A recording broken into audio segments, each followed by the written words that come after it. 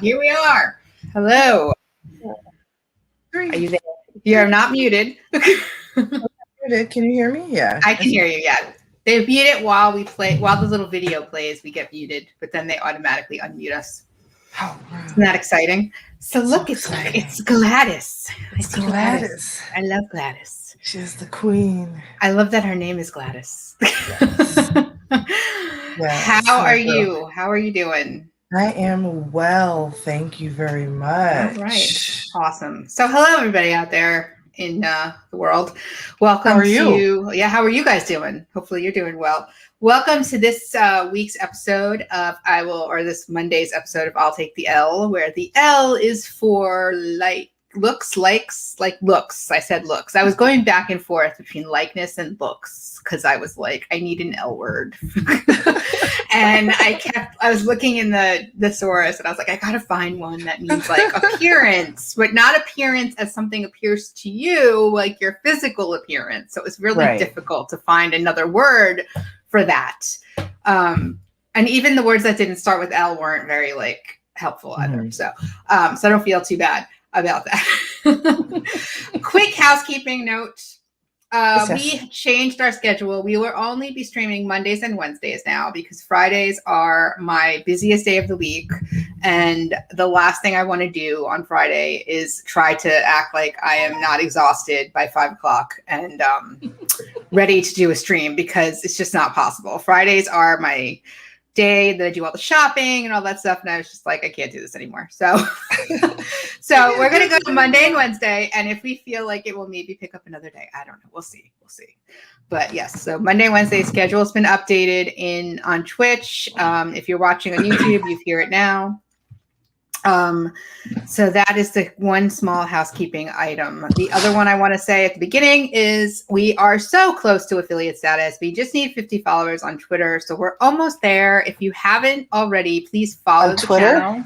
No, excuse me, on Twitter, on Twitch. If you haven't already, please follow the channel on Twitch. Share it with your friends, anybody you think would be interested in this kind of conversation.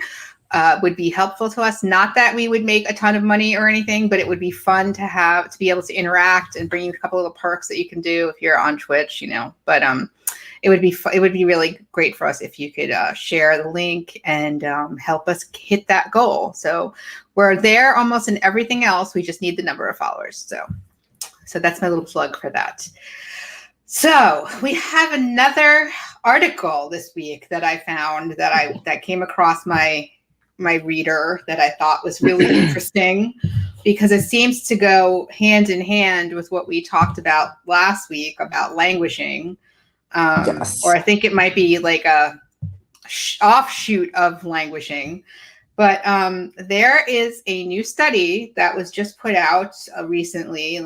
Recent study in the UK. And it was published in the Journal of Personality and Individual Differences. I love the name of that journal. I think I said the name of that journal like 6 times while I was reading this article. I just stopped and said it. And the librarian and me had to go look up the journal to see if it was legit. It is a legit journal. It's published by Elsevier. It is a peer-reviewed journal. It has a very high impact factor. So it is a respected journal, just in case anybody was wondering where this information was coming from. So they have published results of a survey that they took of 506 adults in the UK, average age 34 years old. And it basically showing that fears around COVID, as well as the consequences of restrictions that are mandated to curb the spread of COVID, could be contributing to a number of serious mental health issues, which we knew. Like we all know that. I think the numbers are out there, and I think we're seeing a lot published on anxiety and depression. That's been a huge area where there's been a lot of public publicity around. But this article is saying that one of the other mental health issues that they're seeing an upward trend in is eating disorders. So that makes a lot of sense to me. Yes. Because they typically, well, they do and they don't. It does and it doesn't.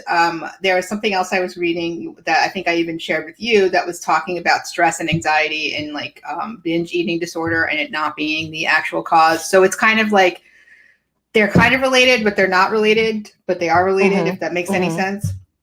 But it says there's this study saying that stress, anxiety, depression, and decreased human interaction all play a role in the development of a negative body image. And I never really thought of it that way. Like I always had thought that my negative body image was something that I just did to myself. Like it was all because of my own inner feelings about myself, not influenced by anybody else.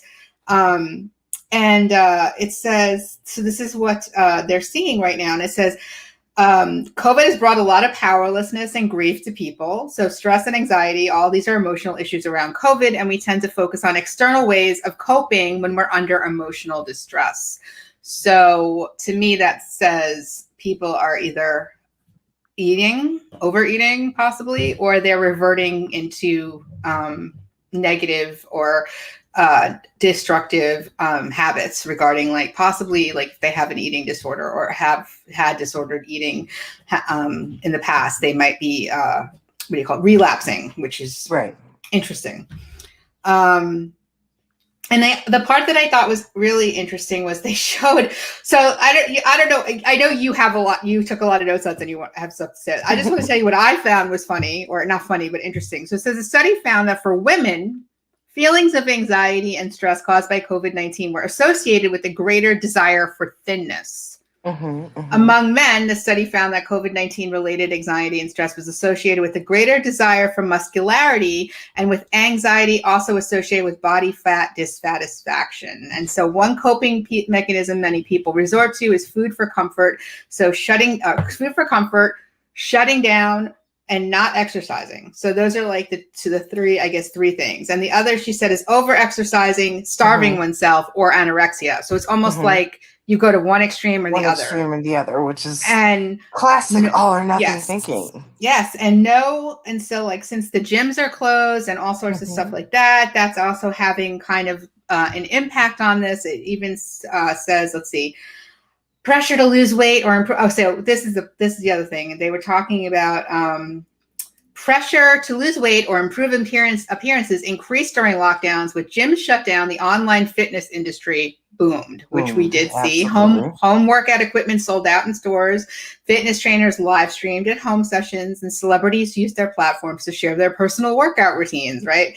And then this is the part, my favorite part, the mirage of the quarantine glow up on social media and the expectation about taking the time to change your nutrition and exercise to make a different body for yourself put a lot of pressure on people. And that plays right back into that bullshit that we talked about with the toxic positivity last week. That, you know, if you don't come out of COVID, like learning 3 new life skills or like, you know, written a novel, then it wasn't about you having time. It was about you as a person. And it's like, and that gets really destructive for people. And I don't know about you, but I have seen a lot of that mentality online and social media in the fitness and weight loss community, like hugely, like very much so. From everything from motivational shaming. Yeah, anything from like the stuff like from just the act of exercising all the way down to like the fact that you're not meal prepping. Like it's like a whole like hitting you on every level of where they can make you feel bad. You're not good if you don't meal prep. You're lazy if you don't exercise. You're not taking your fitness journey seriously if you're not doing X, Y, and Z. And it's just like, oh God, you know. Meanwhile, I got to worry about washing my hands 27 times a day and not going out. So it's a lot to think about. And then the other part of it is that things like Judy Booty. So hey, good to see you, Judy. Hi. I'm so glad to see you. Thank you so much. So, I'm sorry, I don't mean to. I'm gonna let you talk. I swear to God. So the other things that they mentioned in this that after I started thinking about it, made total sense to me was one, the constant jokes about putting on like the quarantine 15 and like the freshman 15 don't help anything. Like that makes people feel bad. But then the other thing that I never would even really think about, but I was like, wow, this makes complete sense because I'm totally guilty of it, is now like we're all working remotely or we're home or whatever. And every interaction is being on a Zoom meeting or or a Teams meeting or something. So people are forced to kind of look at themselves constantly now more than they have in a camera. And they are like watching themselves and, picking out every flaw that they have, which I am completely guilty of. Right. Absolutely. So that is a huge thing that's been impacting people's sense of self-worth and their body image, is the fact that like we're kind of in this weird way where the major way we interact with people now is through a medium where we got to look at ourselves all the time, which is upsetting. And so it says the more social media that a person uses, the more there's exposure to the thin athletic body ideal, which is often photoshopped and not real. Good thing to remember. Unhealthy body image is harmful to any age group, but for the college age students, college age people especially, it can be destructive. And so that was kind of like the gist of that. And they were talking about the ways that they were overcoming it was to try to, on like college campuses, to try to have meetings, discussion groups, like to present more open discussion about like body positivity and body acceptance and stuff. They're really like, I didn't see anything in this summation that really talked about what the adults should be doing to help this.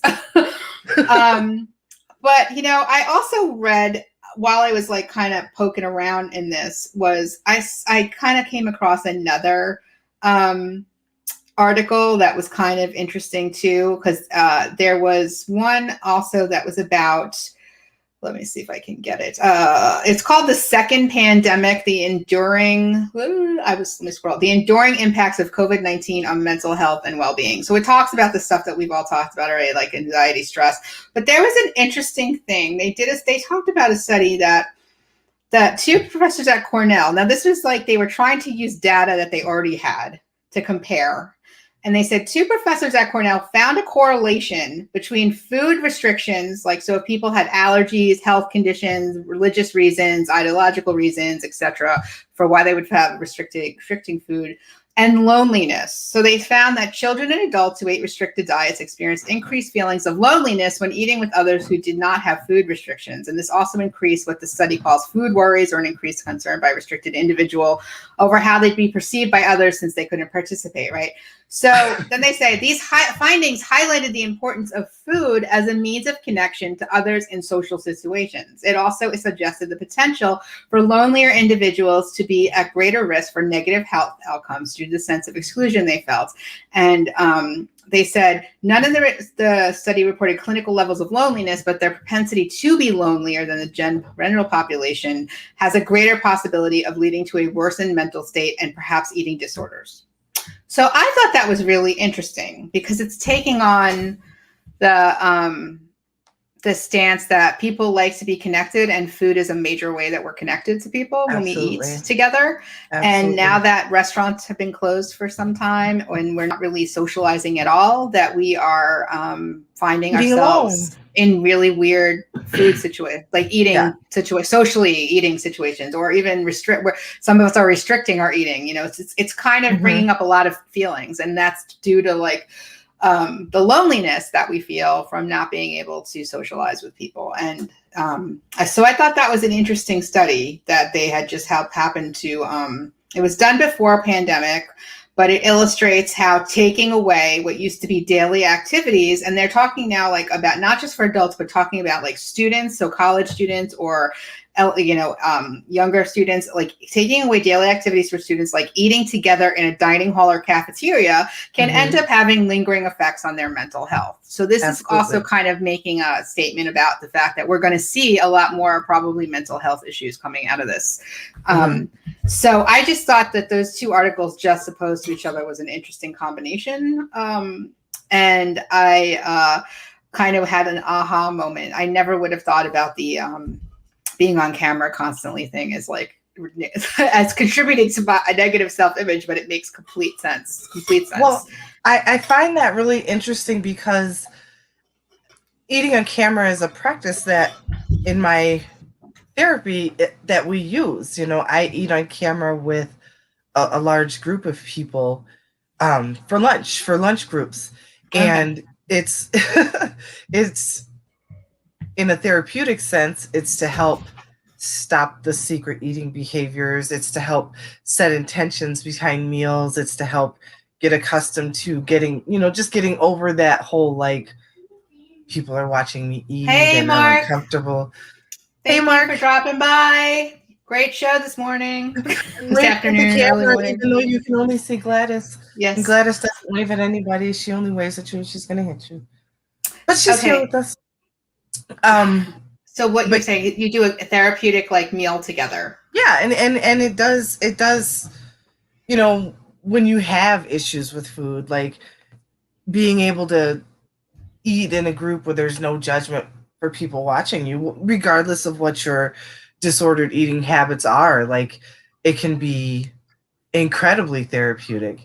And then take that outside of, so for my mind, taking that outside of an eating disorder kind of mindset, being in a bunch of Zoom meetings, if I stop looking at myself, because you can set up your camera so that you can take your picture off and you don't look at yourself, and you start looking at every single other person who's doing and going through the same situation as you. And we all are like being in the quarantine 15, like for real, like it's only people on social media. It's only social media influencers who seem to be able to meal prep and lose 150 pounds, even though they really didn't have 150, whatever. You know how that goes, that whole social media perfect lifestyle only happens on social media. So I think there's that to consider as well, but we don't, we're always so busy, like spending our time, like, why don't I look like this person? Why don't I live like that person? And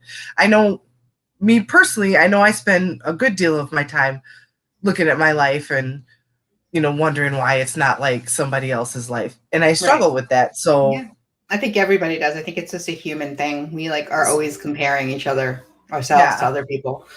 So I look for tools to help me stop doing that, and we all have to do that, right? We all have to take that upon ourselves once we find out, right? Once we find out there's ways we can do that. And some days it's easier than others. Right.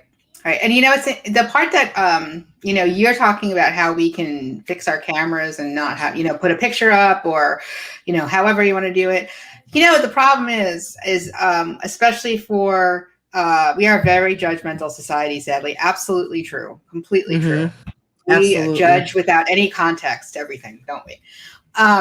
But, for the college students and for my kids who are in elementary school and for the high schools, the teachers are requiring them to have their cameras on and they have to show their faces. Oh, I mean, you can set your camera up so that your camera's on, but you can change your view so that you don't see your face. Everybody else can see your face. See, I haven't.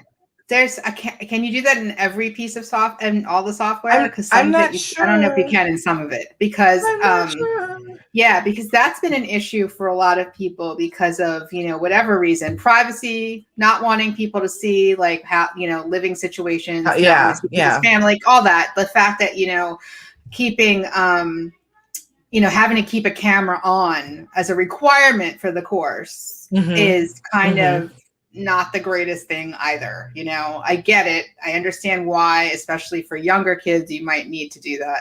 But I mean, in the college age, I think if a student is there and they have a picture up of their pet or something, I think, that should be enough. If they're participating in the class, like if you really need to make sure that everybody's there, do something that makes them interact. Like I know that my kids' teachers will make them write something in the chat to make sure that they're there, if they can't. So, I mean, that is also, that's, I think, that's definitely something I think that's a contributing factor. It may not be a huge contributing factor, but I mean, that's also something to consider that we're not really making it we're not making it easy for ourselves in a lot of cases. Our oldest daughter has so Scott just said our oldest daughter had major anxiety around being on camera when she first started. She still doesn't like it. She still doesn't like it. And we ask her why, and she just doesn't like being on camera. She just doesn't like, I guess, having people like stay. I think she may think people are staring at her or something. Right. I don't know, but I don't force the issue because, I don't, I respect that she doesn't like that. Now, unfortunately, her teacher, it requires them to have the camera on. So we've kind of slowly had the camera like going on. I mean, she's there and we're encouraging her to participate more. She does, but she's fine in a classroom. It's just something different about being on the camera. Meanwhile, my youngest daughter loves it. She's like a clown. So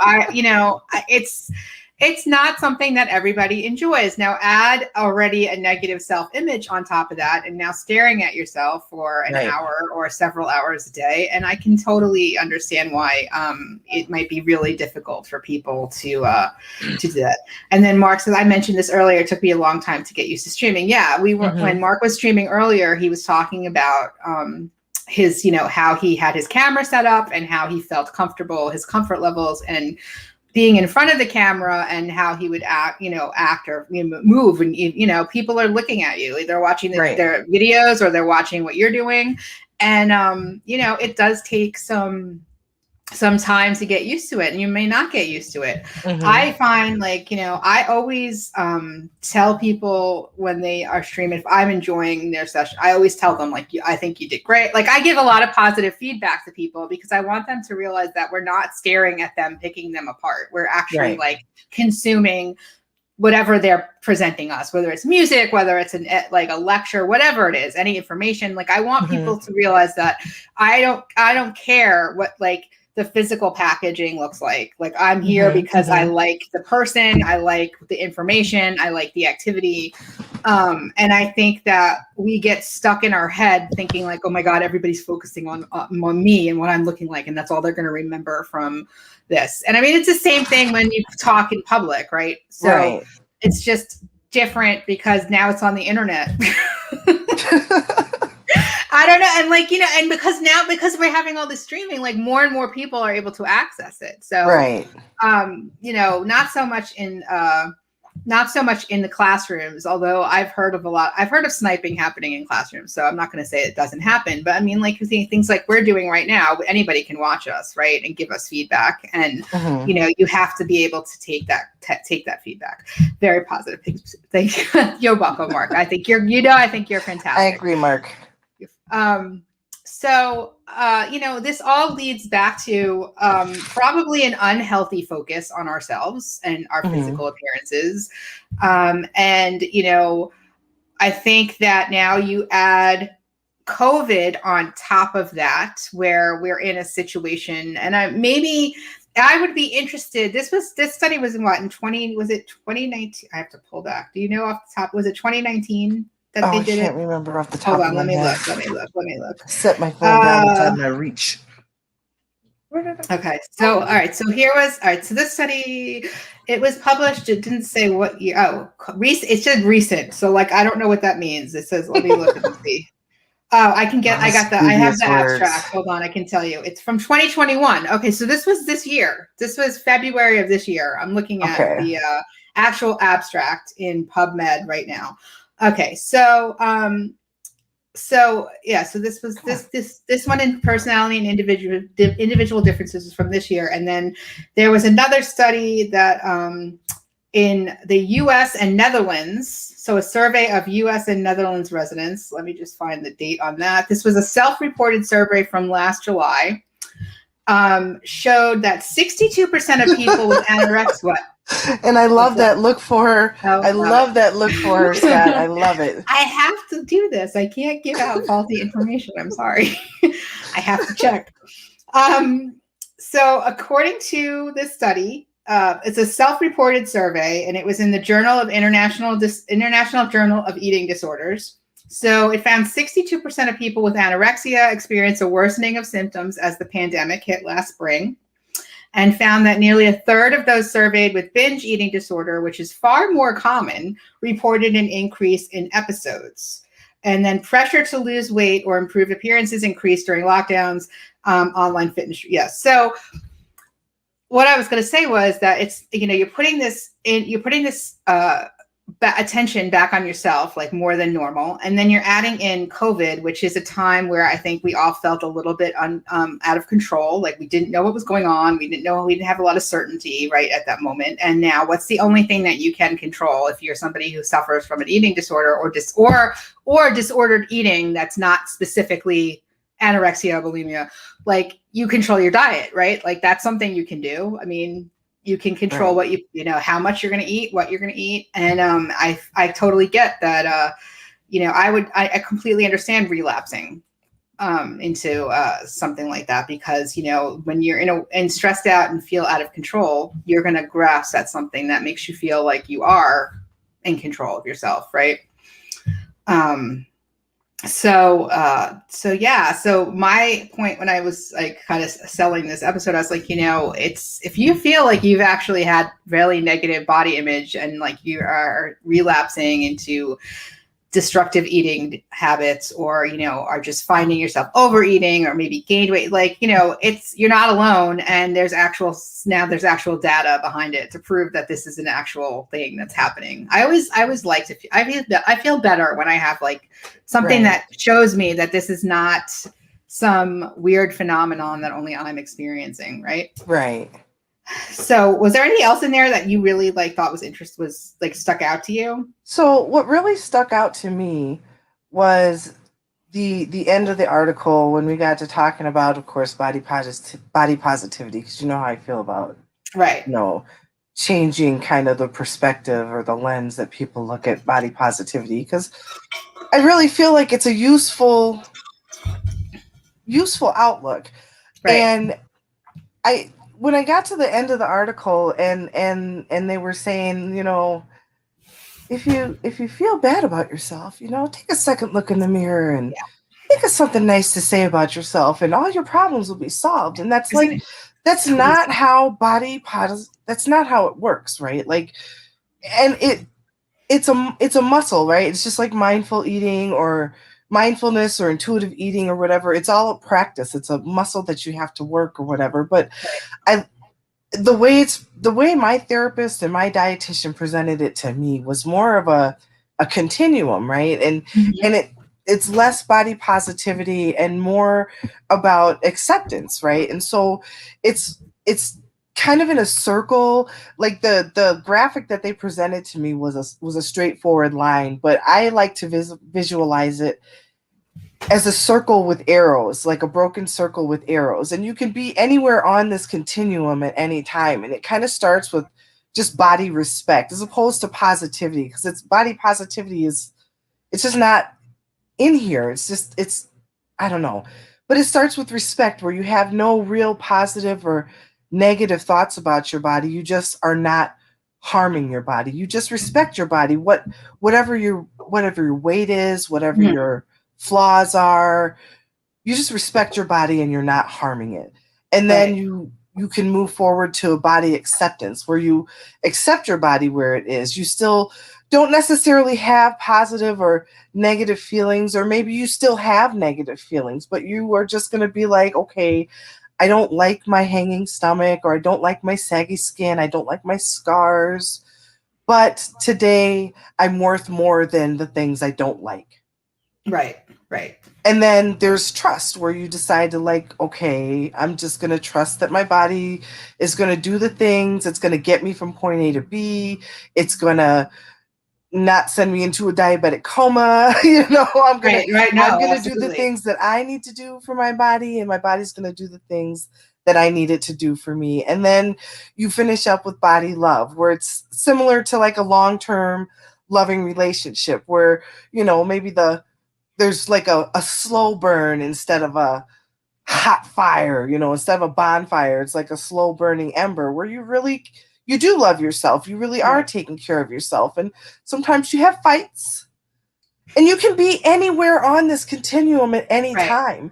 And the thing about, especially right now, the thing about COVID is we're all hurt. Like we're all like, we've all got our baggage. We've all got our damage. And I'm sorry, but nobody wants to be like bouncing around the house, meal prepping and vacuuming the house and, having the perfect life because we're hurting.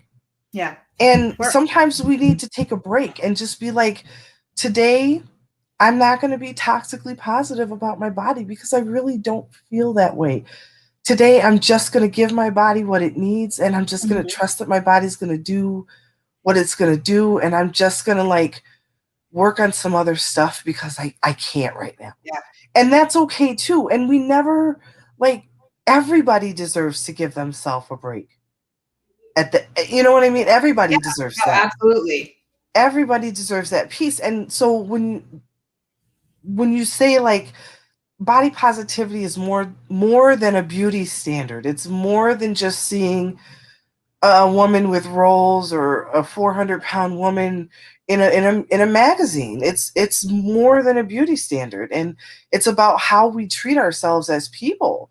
And I don't know, like, that's the discussion that I would like to see people talk about when you talk about your mental health and body positivity. Right. I just, like, I can't, every time I see somebody say, well, just take a second look in the mirror and think of one good thing you love about yourself, like, right. No, yeah. So that's not going to help me out of my crisis right now. Yeah. So this is going to be interesting. I want to hear what you have to say about this. So they were talking about, I'm just scrolling down it. So they were saying, all right. So before the pandemic was declared in March 2020, this is talking about Arizona, University in Arizona, groups of students handed out compliment cards to strangers on campus. Mm-hmm. Each card contained affirmations about self-esteem and body image, along with a piece of candy.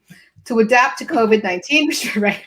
To adapt to COVID-19 restrictions, they shifted to a monthly discussion series led by speakers, teachers, and students. So they're really trying to get some different ideas out there about what beauty is and how to be more body positive and a healthy relationship between food and body.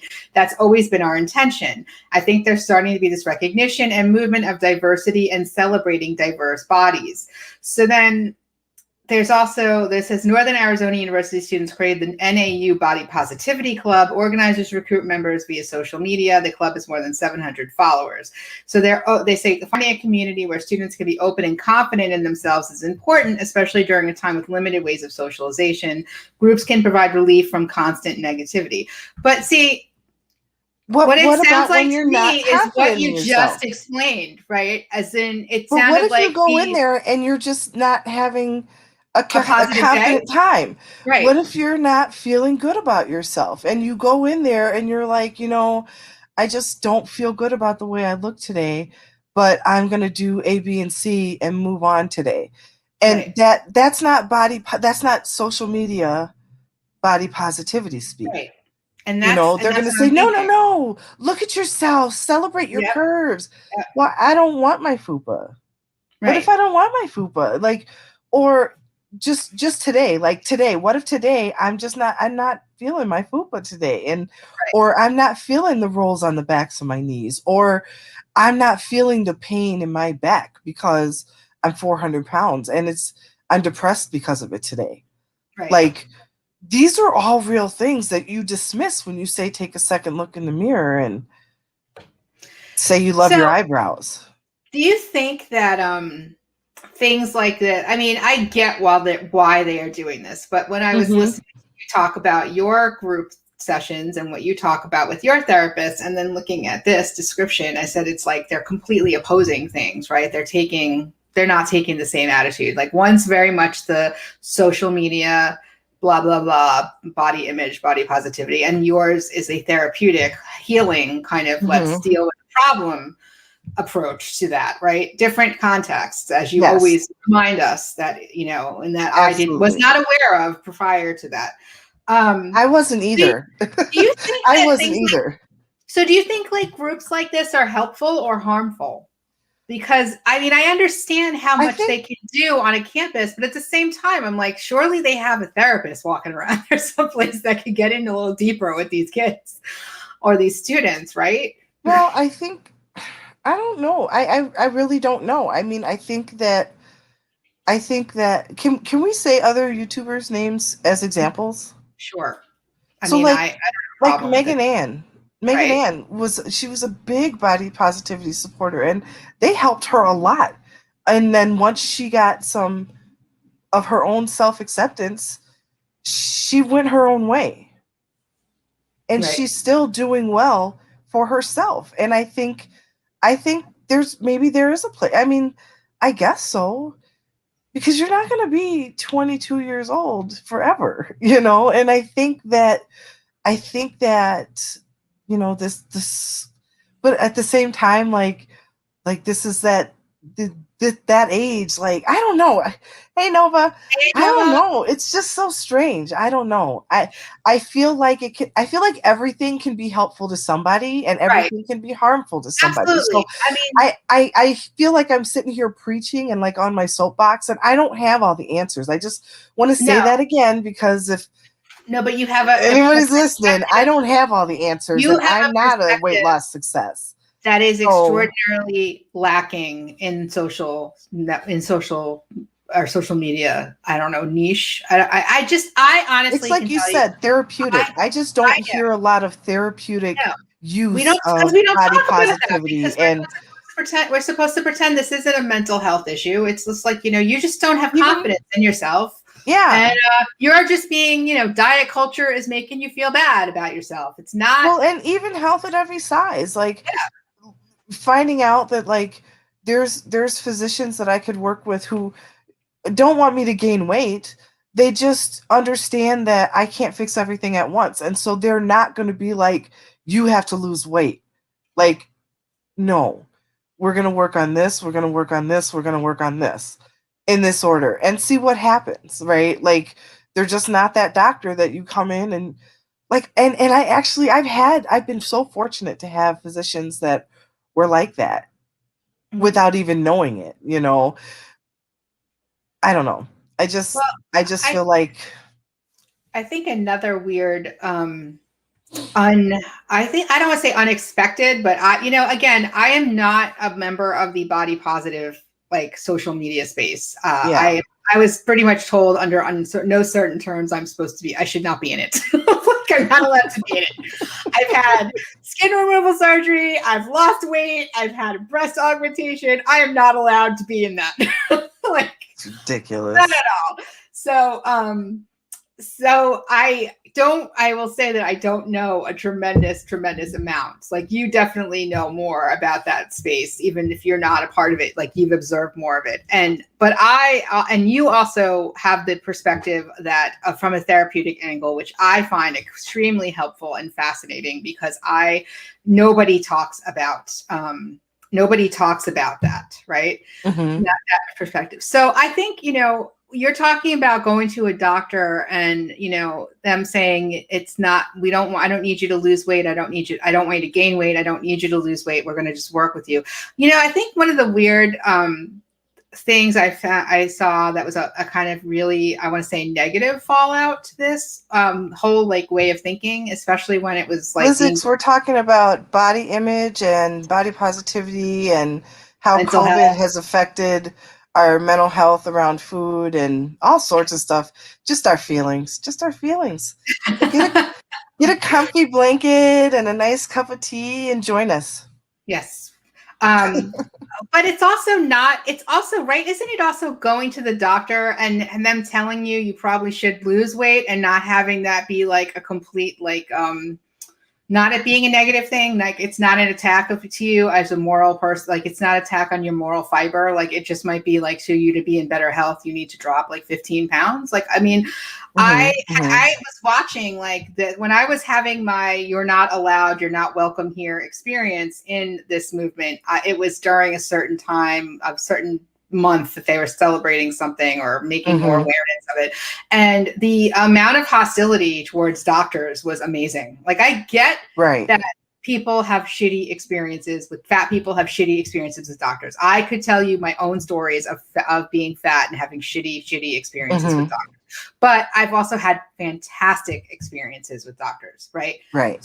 So, For example, when I was ready to thinking about my plastic surgery and like my body contouring surgery, one of the main reasons I loved my surgeon is because I didn't walk into a room, get naked, and him tell me what he was going to do to me. He was like, okay, what do you want to have? What do you want? What can I help you do to make you look like you want to look? And to me, I was like, that's the attitude I want, right? Let me work with you. But it was like the amount of hostility that I saw towards the medical profession was off the chart.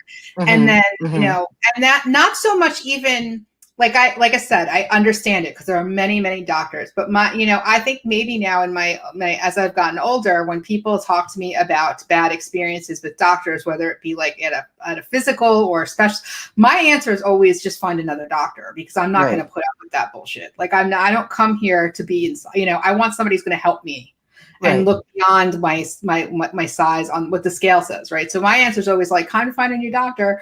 But, but it was like it was almost like a badge of honor to some of these people that they were like, I walked out of that doctor's office and I just was like, fuck you. And I'm going to eat whatever the fuck I want. And I don't care if you told me that my blood pressure is like off the chart, and I'm like, that is not positive. When something happens and you end up in the hospital or something bad happens, that is not a positive situation. And now listening to you, that's not respecting your body either. Right. And the negative is this. Like, for example, when I had my hysterectomy in 2016, I had gone in, I was like wanting to get a physical, wanting to get checked out because I wanted to do some ridiculous stuff for a 42-year-old woman to do, but we won't discuss that. And my doctor was like, okay. So she just did a physical exam and she noticed something wrong in my abdomen, of all places. And I was like 350 pounds, right? And she was like, something's not right. Not like, your belly is so big you need to lose weight. She immediately noticed something was wrong, right? She could have just ignored it. I had cancer. I had ovarian cancer and I had enormous cysts on my belly. And she could have ignored that and just been like, no, you need to lose weight. That's what I mean. Like, right. And Judy when said, you need that's to lose weight, delusional. but no, you have cancer. Yeah, right. That's the problem. That's the kind of doctor you want. Right. So Judy says that's delusional arrogance. And I say, yes, that's why I constantly say that this I is agree, a cult. Judy. It's a cult. It's not an actual it's not any kind of productive feeling for you. I think it's a situation. I mean, imagine how it must feel to be the doctor when you go in, somebody comes in and they're saying, I just want to get a physical, and you do your physical and your blood pressure is like 180 over 120 and your A1C is 17 and your cholesterol is 270 and you know what I mean? And your doctor says, well, this is this and that's that. And these are all dietary related issues. And they look at you like you're crazy. Is there a word for that? Is that gaslighting? I get it. It hurts to hear it. It hurts to hear it when people I haven't made a video since the riots last year, and I still find nasty messages in my comment sections. You're fat. No, you're a genius. Okay, right? I know this. And I don't want to hear that. Nobody wants to hear that, but it is what it is. I don't want to hear that. I don't want to hear it when it's true. But if I have issues, if I have a series of issues that I need to work on and I can't fix everything at once, I might have to go on blood pressure medication and I might have to go on metformin and I might have to do all these things. And that just to have a physician who realizes that I can't fix it all at once. And so first we'll get you on your meds and then we'll figure out what you want to work on first. And if you don't want to work on weight loss first, you don't have to. You can work on something else, or you can work on, I don't know, whatever you and your doctor come up with. But that's, for me, that's health at every size, because you're working on your mental health, you're working with your doctor, you're not ignoring your health, you're just addressing the things in the order that you and your doctor see fit. And maybe weight loss is going to come up at a certain time, but when you get to this weight, sometimes, you might not get less than 200 pounds or 250, or, maybe one day for me, I'll be fortunate enough and lose 250 pounds. Like, Yeah. I But know the bottom somebody line who's is, done it. I know right, somebody who's done it, but you know what? That's their story. right. That's her story. That's not mine. So whatever. And the reality of the situation is, if that what you described, that patient in the doctor's office, right? Just even them losing like 20 pounds would have an Right. improvement immediately on there. So nobody's telling you have to go go Yeah. drop like 200 pounds. They're just this is their job. They're supposed to tell you this, and that's why when I look at the body positive movement online, I think it's, like I said, I think it's a cult. I think it's based on feelings instead of actual facts. I think it's all Mm-hmm. about making ourselves feel okay. I mean, I'm okay with accepting yourself for who you are, right? And I'm totally okay with people being like, I'm comfortable in my body. I accept this body. But my thing is, a part of accepting your body is accepting the complications or situations that might occur because of the body that you have and what way Right. you're treating your body. So if you're going to have health issues that may be either exacerbated by weight gain, or can be like solved with like a 20-pound weight loss, or just a change in your diet, that you don't Mm-hmm. eat certain foods that will affect your blood pressure or cholesterol, then that's not somebody picking on you because they're fat. That's somebody giving you information that you should be able to take. And if you actually respect your body, you will, because you care about your body, you will implement, because you want your body to be in the best physical health it can be for you. Like, you want to Right. be able to live your life, right? But it's so much not about that, and so much more about like a pushback to fat shaming and body shaming, and it's just all about like the way other people make us feel about Mm-hmm. our bodies. And I'm not And I think saying that that that's not an issue.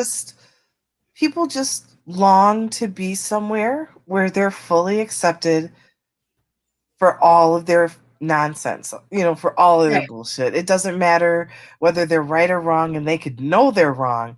If they found somewhere where they could just be as wrong as they want to be and celebrate it for that, that's where they're going to stay. I think that's human nature.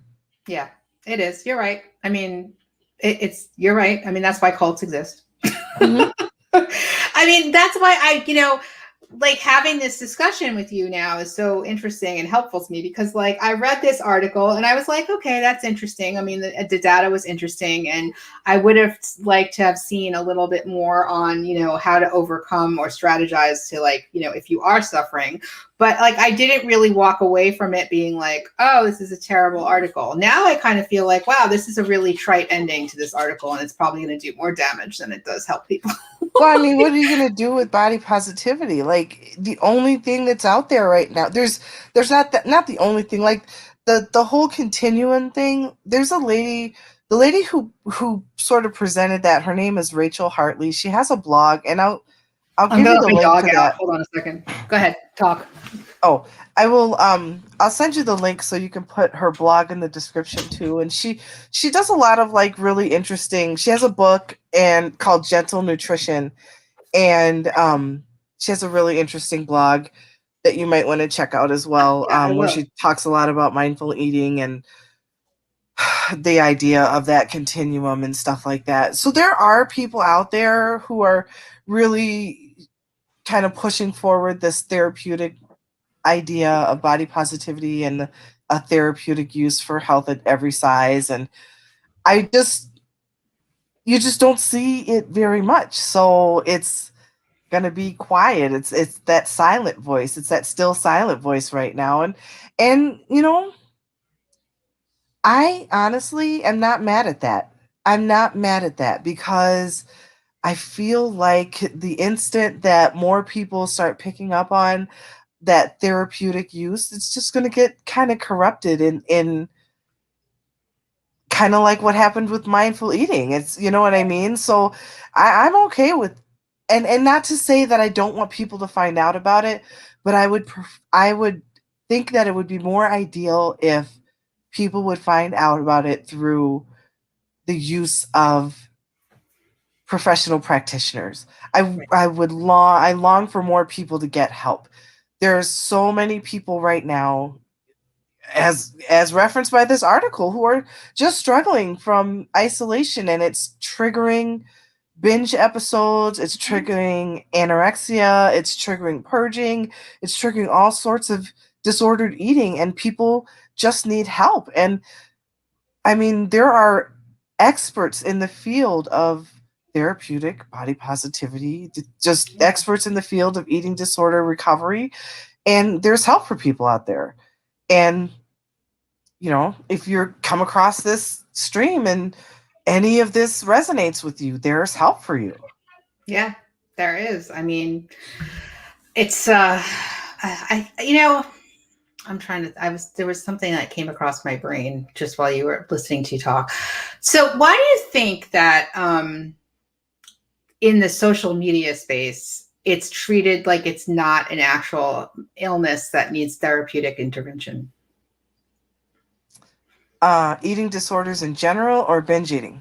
Well, let's do binge eating. Like, why do you think it's binge eating is such a new diagnosis? It has only been, prior to 2013, it was the code to diagnose binge eating was eating disorder not otherwise specified in the DSM-5. So prior to 2013, it was eating disorder not otherwise specified. So practitioners saw binge eating disorder, but they didn't have any real line item diagnosis for it. So there was no real modality to treat it. okay?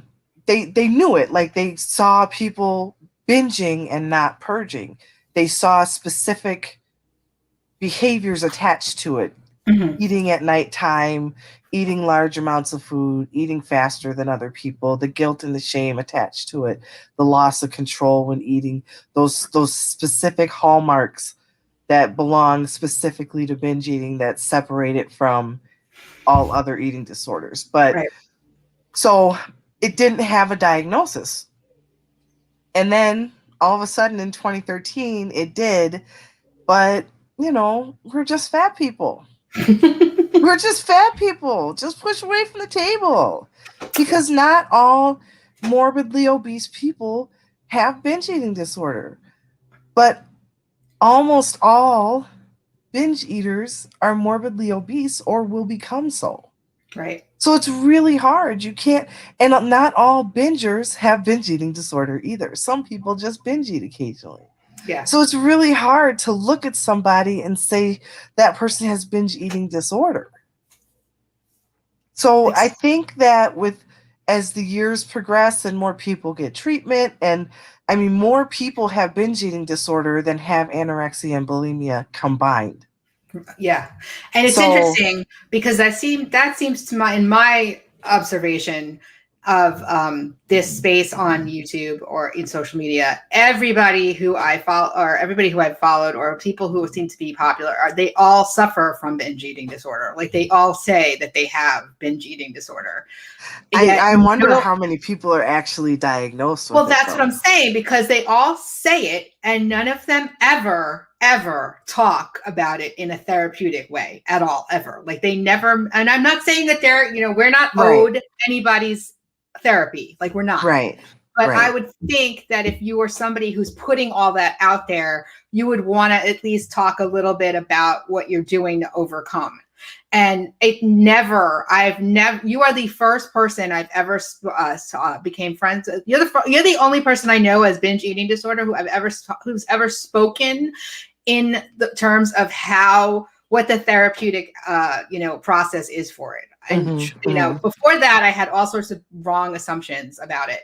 And because nobody talks about it in that framework, which I find think a really lot of people interesting. Just believe it's just excuses, it's just excuses and poor me, and I don't know, it's just like that other article that we talked about with the MRIs, and thank God for people who are willing to be human test subjects. Like I appreciate people like that, because it's not it's not an excuse, and it is not.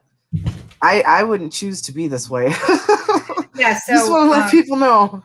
They're talking. We didn't talk about this on air. I think you and I talked about it off air. Yeah. But there's an actual. So there's another article that I came across, and it's called "Obesity and Depression: Investigating the Link," and it talks about reasoning behind that they're obviously depression and obesity are related. So I think anybody who this was the stress and binging one. Okay, I have two. So one is possible causes. So this one, it ties both those things. So possible causes that obesity and mental illness may have in common are inflammation, hormonal disturbances, and genetic factors. So they actually did a study here where they showed that actual the way our brains are wired might actually be why we eat or overeat and binge. And they actually showed in lab rats that like when they adjusted certain neurotransmitters, they actually stopped eating. Like they stopped overeating, which is really interesting. At a point, wow, maybe we'll all have brain surgery and that'll magically fix all of our problems. Okay, so you have the one that. Can you imagine the people who would line up to? Do you have that one in front of you? It was the first one. It was the very first one in the long list. Let me scroll back. I'm scrolling back. La la la. Okay, hold on. In the long list. In the long list. That's right. Got the long list. I send a reading list. Okay. This one was from, stress does not lead to loss of self-control in eating disorders. So so for the listeners, here we go. A unique residential study has concluded that contrary to perceived wisdom, people with eating disorders do not lose self-control, leading to binge eating in response to stress. So, those affected by people who experience bulimia and a subset of those affected by anorexia share certain key symptoms, namely recurrent binge eating and compensatory. Thank you. Compensatory behaviors such as vomiting.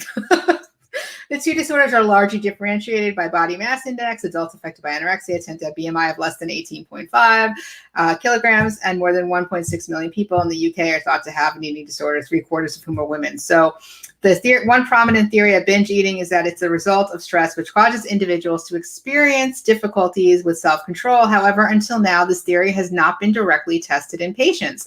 So, to examine this theory, researchers at the University of Cambridge, working with clinicians at Cambridgeshire and Peterborough NHS Foundation Trust, invited 85 women, 22 with anorexia, 33 with bulimia, and 30 with healthy as controls, to attend a 2-day stay at this Institute of Metabolic Science and Translational Research facility. So this is what I thought was interesting about this study.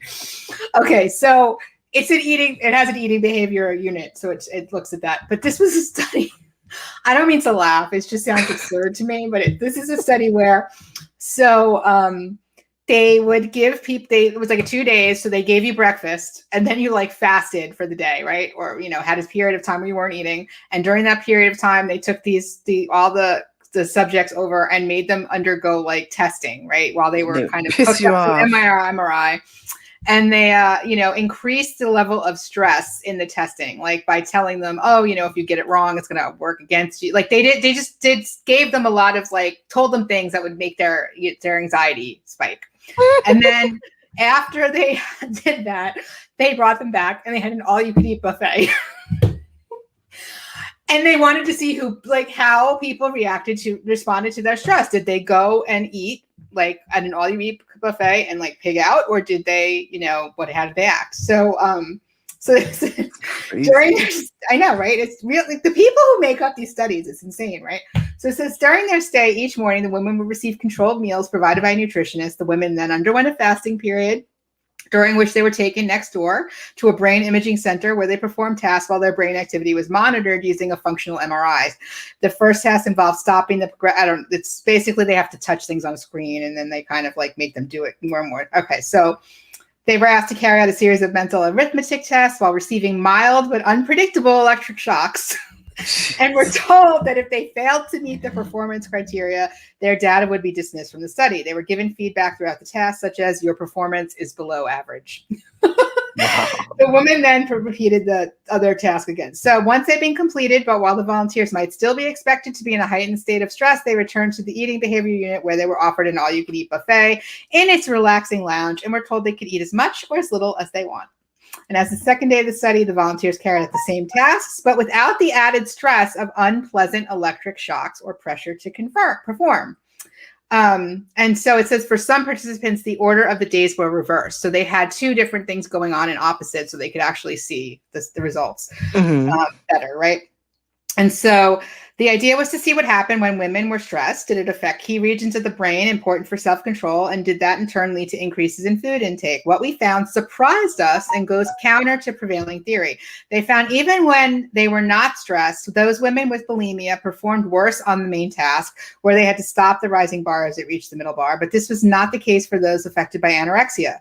This impairment occurred alongside increased activity in a region in the prefrontal cortex, which the team say could mean these particular women were unable to recruit some other regions required by the brain to perform the task optimally. Interestingly, and contrary to the theory, stress did not affect the actual performance in any way for either the patient groups or the controls. However, the patient groups showed differences in brain activity when they were stressed, and this activity differed between women with anorexia and those with bulimia. So this is what I thought was fascinating. So that we all react to stress in certain ways that are similar, but they've shown that in people with different types of eating disorders, different parts of our brains are reacting. So that's really crazy to me. So it says, even though the two eating disorders are similar in many respects, there are clear differences at the level of the brain. In particular, with women with bulimia, seem to have a problem with preemptively slowing down in response to changes in their environment, which we think might lead to them to make hasty decisions, leaving them vulnerable to binge eating in some way. That makes a lot of sense to me. Yes.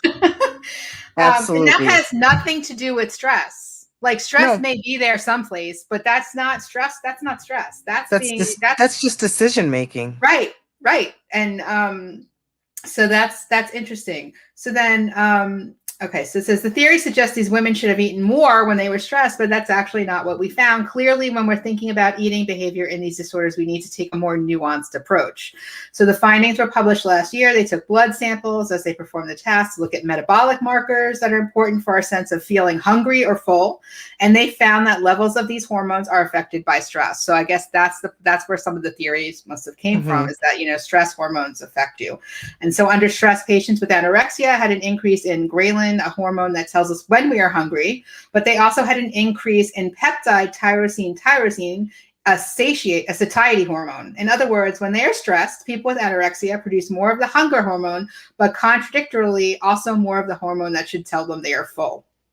So their bodies are sending them confusing signals about what to do around food. And then the situation with bulimia was different. While the team saw no difference in levels of ghrelin or PYY, they did see lower levels of cortisol, the stress hormone, than in healthy volunteers. In times of acute stress, people who are chronically stressed or experiencing depression are known to show this paradoxical low cortisol phenomenon, and they didn't see that. So that's really, to me, was like, bam, this is actually a real thing that, is not me not choosing to put my fork down. Right. And I appreciate every single one of those women so much for subjecting themselves to that. Like, that's a lot. That's a lot. Yeah. So it says here, we may be in a better position to help people affected by these extremely debilitating illnesses. They want to, so it's saying we can better understand the mechanisms behind how our gut shapes higher order cognitive processes related to self-control or decision-making. That's interesting. So it doesn't, it's not stress. It could be anything else. It could be completely something. It's showing that's completely some other kind of factor there and not stress, which is extraordinarily contradictory to what we've always been told. And I like how they talked about the gut, like, because, they call the gut the second brain, and like, it totally makes sense. Yeah. Like, your gut health and your gut and your brain are so connected. Yeah. So closely connected. Yeah. Yeah. It's interesting. This was really, really interesting to me. And I found that the fact that it kind of, I don't know why, but maybe I can't articulate it, but the fact that there's something so contradictory going on in an anorexics mental, like actual neural path and like hormonal levels makes a lot of sense to me, because I think it's almost a contradiction to know that you're starving, but then choosing not to eat, right? That's like a complete, like, negation of it. Like knowing that you're hungry, but then you're not going to eat.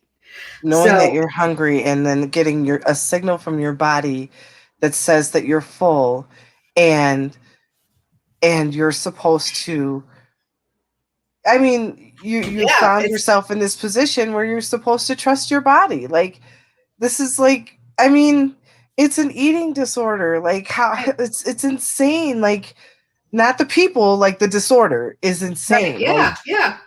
it just, and then there's no place for these people. There's no place for these people for body positivity. Like, their relationship with their body is in shambles, but there's no place for these people because they don't have any rolls of skin.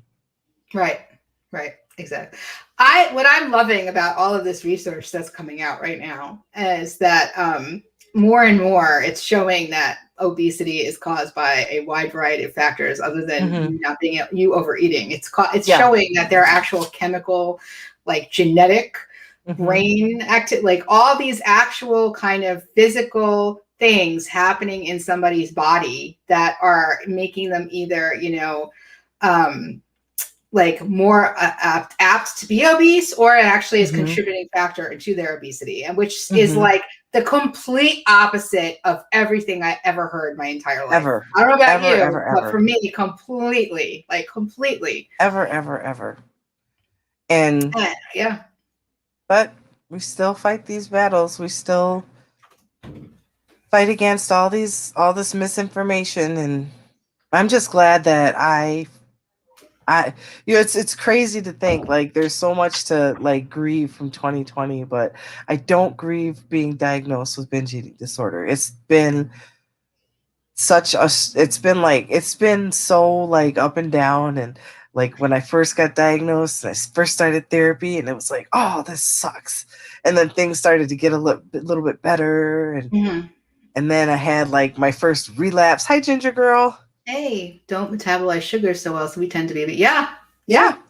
But see, I bet you nobody told you that was the reason why you might be prone to being obese. You just ate too much, right? Yep. I mean, that's why. Yep. Couldn't be anything else. Couldn't be anything physically, metabolically. Never. Exactly. 2020 was probably a terrible year for mental health in a lot of ways, for all the obvious reasons. But I think in a sense, it was also a really good year for mental health, because all of a sudden it hit everybody in the face that all this stuff that people suffer from is real. Like, a lot of people who didn't really have a very difficult time, or had like very, may have had like mild depression or anxiety and were able to keep in check, or mild bad issues with food.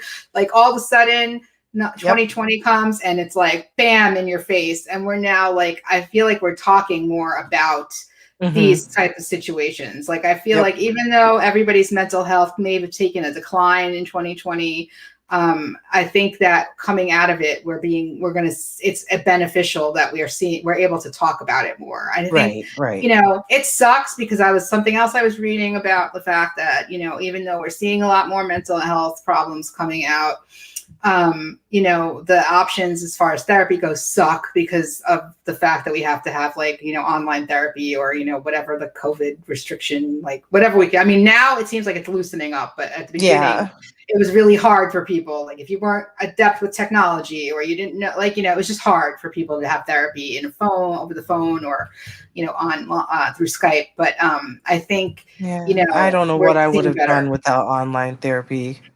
I am so great. Like online therapy is that business, in my personal opinion, because I do a lot of it.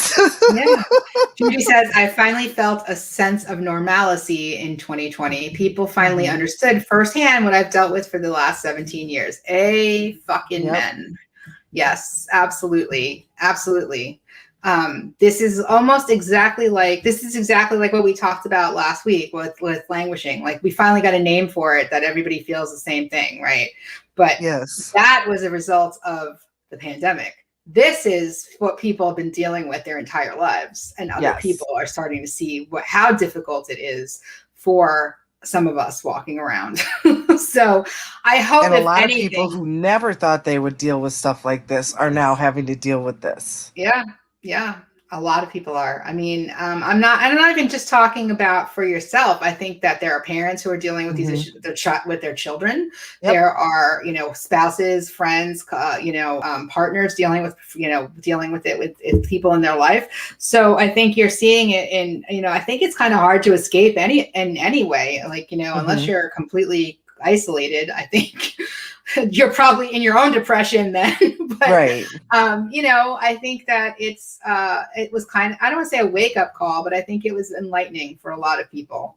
My hope is that moving forward into, as we come out of, I'm positive that we're going to come out of quarantine and massive restrictions, and re-enter the world in some fashion. And I hope that as that happens, we keep this kind of compassion or understanding for mental health issues that people suffer with. And we, in our workspaces, in our homes, in our daily interactions with people, that we are kinder to each other. Or at least, being more charitable to each other in that sense, because it's been a rough year, or a year and a half, 2 years now almost, of, craziness. So that is my kind of positive spin on a lot of what's been going on. And again, I find all of this just feeling fascinating. A little down about yourself, just take a second look in the mirror. Oh God. I'm such an idiot. Yeah, I mean, considering the fact that I've been staring at myself for the last hour and 10 minutes. Okay, next time I will turn on my camera. No, I'm sitting in the dark now in my bedroom. You don't have to. If you don't feel like getting in front of the camera, you don't have to. It's not a requirement. I need a new setup. Like, my setup is real lame. However you want to do it. I'm not good. I don't hold anything. I have any expectations other than having a good conversation. That's all. That's my only expectation coming out of this. So hopefully you found some insight into, if you were having some struggling with your self-esteem, your self-worth, your self-image. Hopefully us talking about this briefly, or not as in depth as the actual experts can go into it, but us telling you that there's actual science behind why we feel this way makes you feel a little less alone in your plight, and make you feel a little like, it's not all you. Like, this is not just something that you're dealing with. This is not something you're doing to yourself, which is also very important to realize. I think that's the tendency, especially with body image issues. We blame it. We think it's what we're doing to ourselves. Like, at least my feeling is it's always something I'm doing to myself. It's not coming from outward. It's always inward. But, it's not. There's other outside factors that are affecting you, whether you realize it or not. So my big takeaway was the whole being on camera thing. Like, I didn't even think about that. But now I'm going to think about that a lot differently. Really, I'm going to think about that a lot differently. Anyway, so Angie, as always, thank you so much for joining me for this fantastic conversation. We will be back on Wednesday at 5 p.m. Pacific time. Like I said before at the beginning, Mondays and Wednesdays are our new schedule. We are not going to do Fridays anymore because I can't handle that in my life. My schedule does not allow me. A life. I have a life. I have a little bit of a life. But once again, if you haven't followed the channel on Twitch, please do so. We really appreciate that support. If you are a Twitch user, please go out and support all the wonderful streamers. So we have gamers, talk shows like this one, DJs who play a wonderful variety of music. These are all people who are sharing their talents and skills with us, and are giving us a space to create community in a weird time where we don't have much of that. Particularly with music, if you miss going to clubs or going to bars or going to concerts, the music that the DJs are providing us on Twitch is fantastic. And, you get to interact with a group. So you almost feel like you're someplace. It's a lot of fun. You'll never feel lonely. So please check everybody out below. And we will see you next week. I don't have any other announcements. I don't We'll think, see you right? Wednesday. So we'll see you on Wednesday. Sorry. Yes, Wednesday. And topics forthcoming. I have to go through my email and see what I got in there. But thank you so much for everybody in the chat who made some comments. Yes. We appreciate the feedback. So we good to see you all here. Yeah, it's great to see all of you here. Judy Booty, I miss you so much. I never see you anymore now that I'm off of Twitter. Well, maybe you should get back on a social media account. And I'm not getting on Twitter ever again. I know. Ever. All Ever. right. And on that lovely note, everybody have a great rest of your day and have a wonderful Tuesday. Angie, I will talk to you, I'm sure, later. Absolutely. So have a good night. Thank you, everyone. We appreciate you being here. Bye.